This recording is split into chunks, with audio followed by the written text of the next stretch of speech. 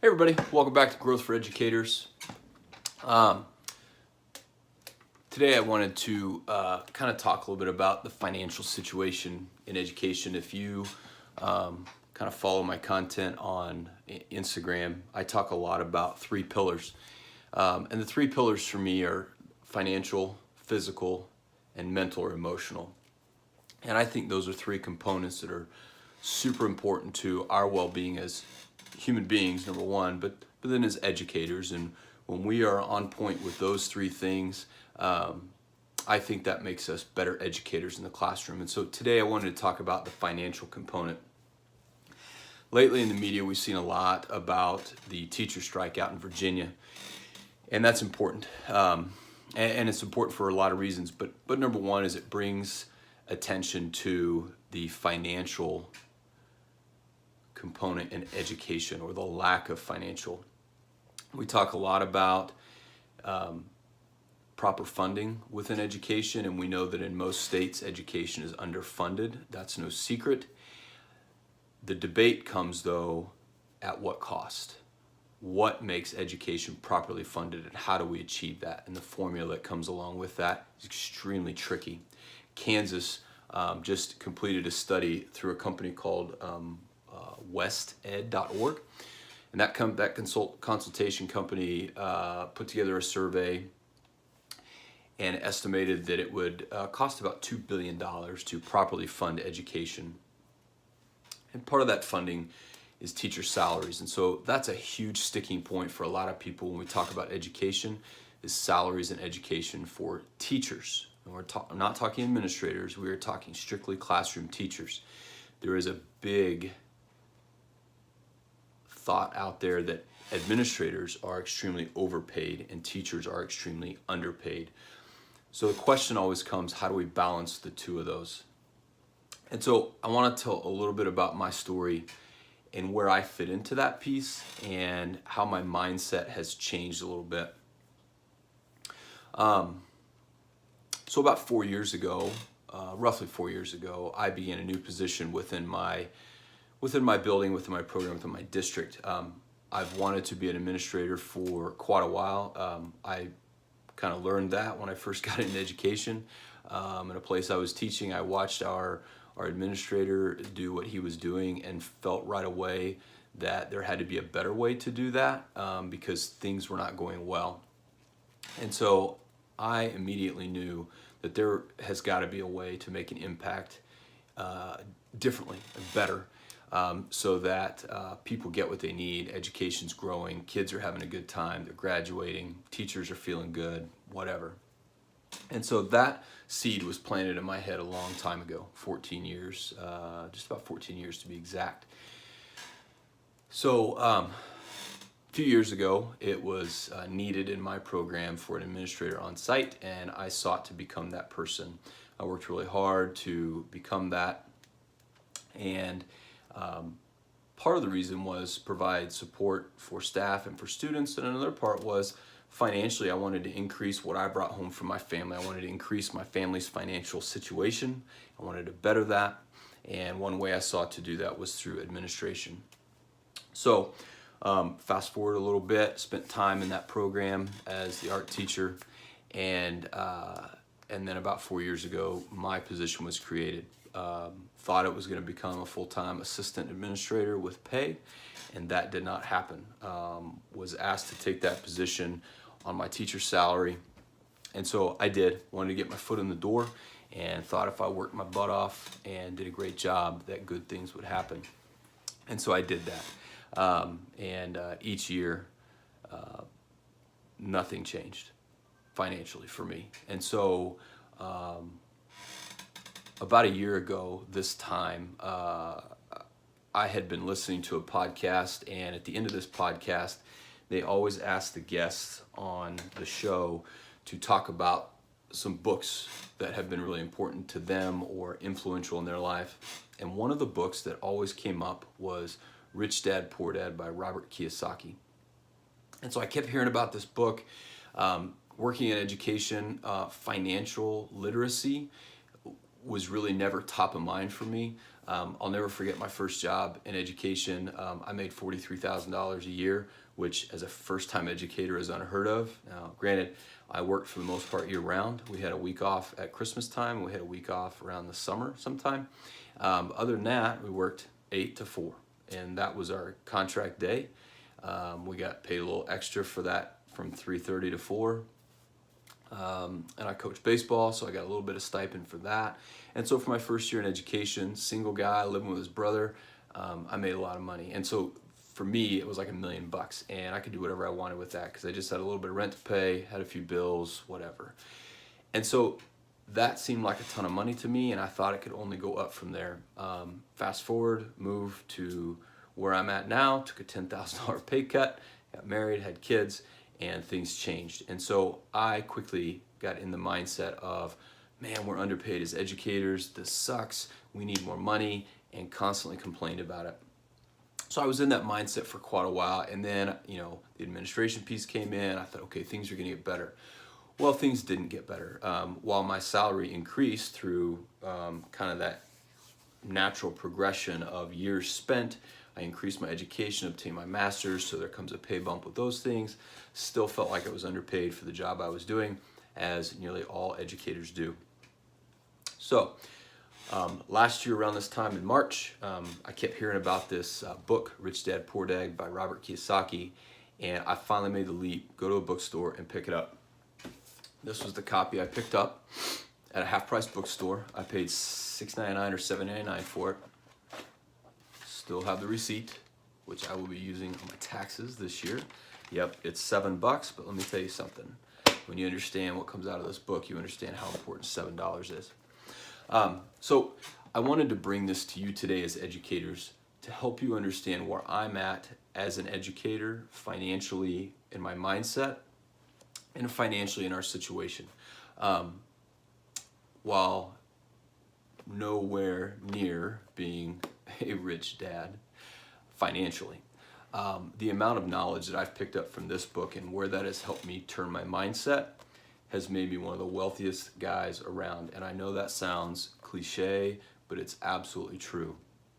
So I want to talk about the mindset that this book helps create and can help create for you.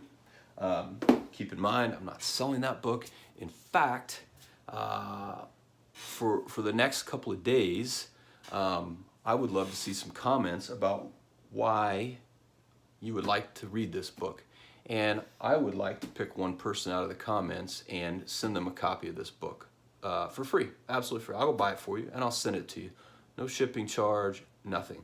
I believe so much in what this book has taught me. I think it can do so much for you as an educator and as a human being. I want to provide it to you. So put in the comments at the bottom of this video why you want to read this book, why you need this book, and I'd love to send it to somebody.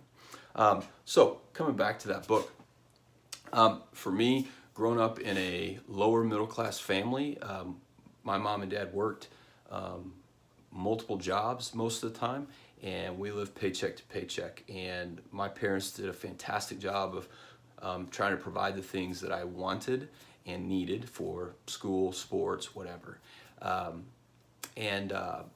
So I learned how very early to live paycheck to paycheck, and that's what I had been doing for a long, long time. And through my first job, didn't understand the value of saving, didn't understand the value of investments, what a liability versus an asset was. I didn't understand those things. And so I left my first job, moved to where I'm at now to take my next job and to be with my wife with nothing in savings. And so essentially I blew $43,000, before taxes or whatever, but I had nothing left. And so but didn't register, didn't ring a bell in my head. So I moved on to the next job, took a $10,000 pay cut, and continued to live paycheck to paycheck because that's what I had known. That's what I thought everybody did. I thought that these millionaires, billionaires, the people with tons of money were born into it, were gifted that, trust fund babies, whatever. I mean, the common sentiment that comes along with a lot of that stuff. So go pick up the book, and I start reading it, and I'm not a big reader. I'm not a fast reader anyway. I'm a big reader now, but I'm not a fast reader, and I cranked through that thing in about 2 days.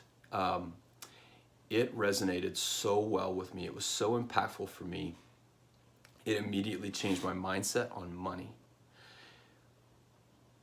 It did not make me rich. I am not rich by any stretch. I've said that, and that's still true.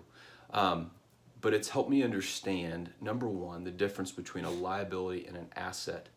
Number two, my mindset has changed on what I make as an educator, on the financial component that I bring home every month. I've come to the realization that in my lifetime, probably in my career as an educator, the financial situation for us and what we take home probably isn't going to improve to where we think it needs to be. We hear about these educators in Norway and Sweden or whatever, they're making six figures. Everybody's so happy and peaceful and whatever. What they don't talk about is the tax base for so many people is so high, and where that money comes from. I just don't see that as being realistic within our society of education today. 20 years, maybe, I don't know. I don't have a crystal ball on that, but I don't think so. And so once I realized that probably wasn't going to change, my mindset started to switch a little bit. I started to pay attention to how much I was bringing home and what I could do with that, not what I couldn't do with that. That's a huge piece right there. Understanding what you can do with what you have versus what you can't do with what you have or don't have. And so when I was able to make that switch, number one, I immediately became just a little bit happier. But number two, I started doing things different financially. I started paying attention to what was coming in and what I was sending out through bills or buying the latest bat for my kid or whatever. I started paying attention to those things. And some people will say, well, those are the things that I want. Those are the things that I need. And that's fine. Here's the deal. You can't complain then. If you're not willing to change your spending habits, your saving habits based on what you currently make, then you really don't have a whole lot of room to complain. And if you're complaining about it, there's no room there. You're not going to improve anything, because I'm going to promise you this. Your state leaders are not going to change the funding formula, the amount of money that's coming in tomorrow. Maybe in a year, maybe 5, 10, 20 years, but how many of you are going to be around for that? Some of you are wanting out of education. And so if that's the case, you've got to change your mindset right now. Some of you are going to be retiring in 3, 4, 5 years, maybe next year, and you're banking on that retirement system that in our state it's CAPERS, the public employment retirement system, public employee retirement system. And so for some of us that money will be there, and for some of us that money may not be there. It's spent all the time, and it's replenished, and it's spent again, and it's replenished. Who knows if it's going to be there, but part of your paycheck goes to it. So you should be entitled to that piece, but you can't depend on that retirement system alone to keep you financially free or independent when you do retire. And so your mindset needs to change, and part of that can happen through just some simple financial education. And so one of the big pieces that I took away, I mentioned earlier, was the difference between a liability and an asset. People always talk about your home, for example, being an asset, the one you live in. Here's what Kiyosaki says, and it's absolutely true. If it does not bring income to you, it is not an asset. It is a liability. If you are sending money out to it, to pay the mortgage, to pay your note off of your car, that's a liability. It is not going to make you any money. Now, the argument is made, your home in 20 years when you sell it. It's very true. Real estate values only continue to go up. It's the one steady, the one constant in the investment side of things that continues to go up. But until you do that, until you sell it, it's a liability. You're not making any money on it. In fact, you're spending a lot of money on that through maintenance, insurance, your mortgage. Maybe you have mortgage insurance on that. That's probably a couple extra $100 out the window that you don't get to use, save, whatever. So that was a huge component for me. And since I've been able to make that mindset change, my outlook on finances is completely different. I no longer complain about what I don't make in education, but I'm very grateful for what I do make in education.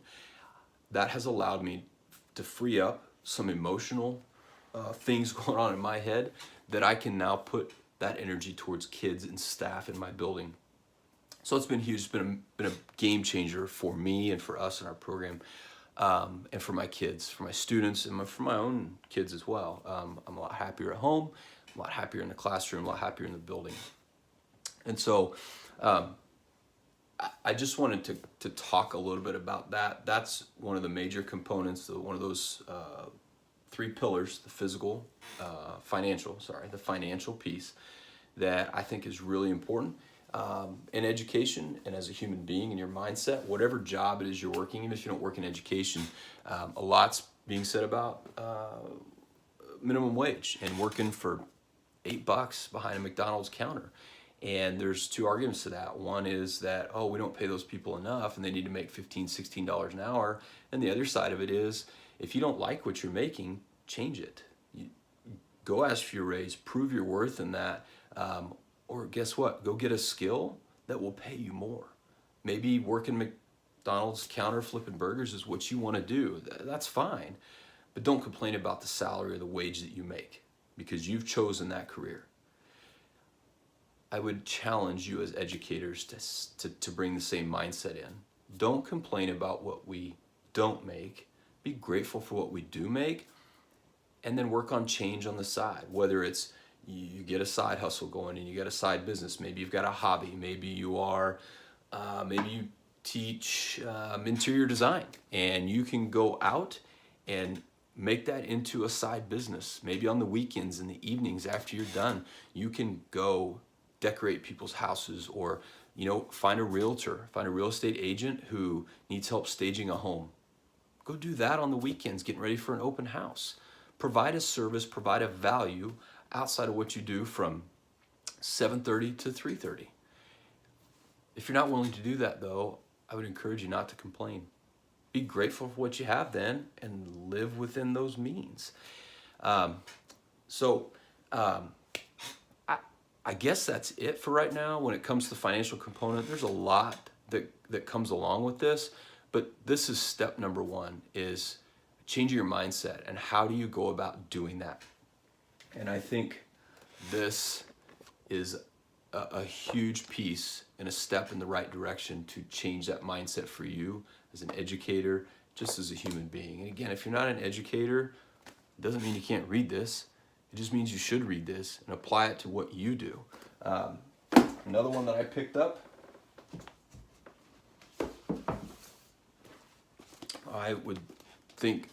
I think this is maybe step number 2 for you in your reading, if that's something that you are into, is Unshakable by Tony Robbins.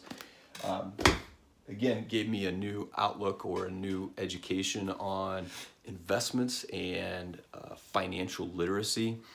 We don't teach enough of that in school. There's a lot of information about that as well, and what we talk to kids about, and creating just continued generations of poor.